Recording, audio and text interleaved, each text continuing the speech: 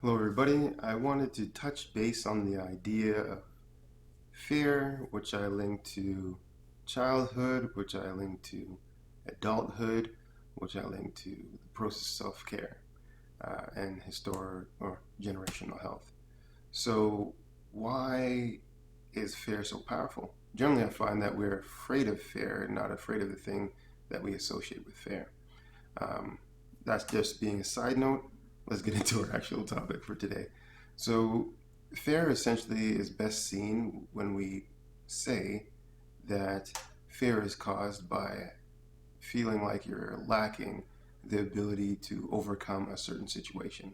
Think of the fear of public speaking. You don't feel like you're going to do well, so therefore anxiety and all these things kind of come forth. This is the best way to really categorize fear in the sense of at least self care. Now, if that is true, um, then let's look a little bit deeper into this. So, in childhood, if our parents' way of navigating life and how they taught us to be children was confusing, your parents says, don't do this, but they do the exact same thing they told you not to do. Or your parents have previous fears in themselves and they just transfer to you. So afraid of staying out late past 9 o'clock, and they drill that fear into you as a child, and then you grow up with this fear. Or your parents always second guessing your ability to be good at something because they don't want you to fail. If that's their way of protecting you from failure, then you can see how this will distort a child's way of looking at life. And because these responses are not the appropriate response to a situation, uh, appropriate response to reality, then you start to see a warping of things. So the child now grows up with all these distortions in how they choose to navigate life. Um, if they become hyper aware of these things, they might shy away from them. Or every time they try taking on a situation, that old fear will pop up, and then proving to their own way of thinking that I was right to be afraid of that. See, look at this bad stuff that happened. I try to go against what my mom said and look at all these things that happened. And now that makes me a terrible person, so I'm never going to go against that because I had one or two negative experiences. Well, you see how fear increases and limits a person because they're not going to challenge this thing.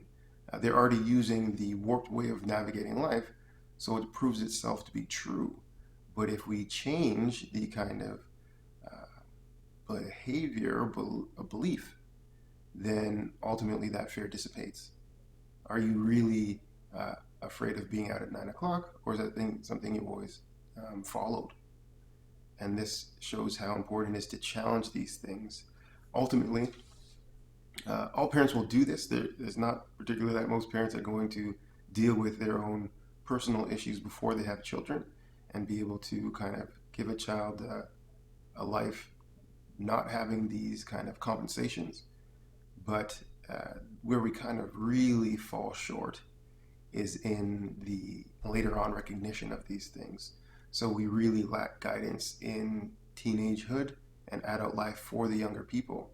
If you know that you did something that was not that great at the time your child is now 20, you should have learned the lessons of your younger years as a parent and start rewriting these things and changing them so when the child starts to have or show the same kind of fear or try to do the opposite of the fear to overcome it, then you could give the appropriate support. Generally, this is where the grandparents would come in and they would kind of balance things out a lot better than the parents themselves because the grandparents are probably the people with the original issue that they passed down to their children and their children to the grandchildren. And now that the grandchildren are coming up, the grandparents can see the situation for really what it is. Um, so if we keep this understanding, then to add in another concept that I talk about in a different video is that our characters are built up on the, let's say, self-protection, which means they're built up around staying away from all our fears. And if we know this, and we can then start to challenge the things that are very strong about our personalities, we'll probably reveal great fears. And our way of being so strong in these directions is a way of off-putting those fears. But if we look deeply into it, we're able to balance out our response. So do we have to be so strong all the time?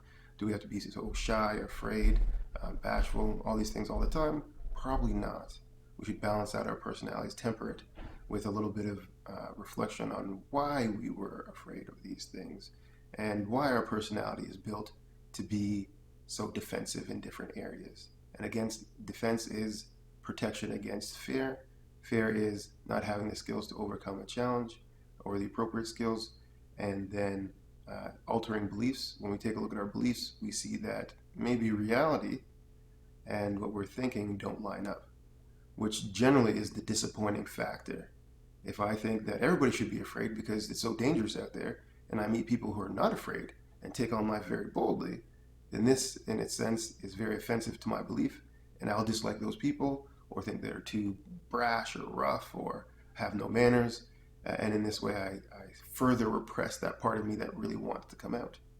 I think often we have this ability in the kind of science style way and fact style way to label the body as being incorrect.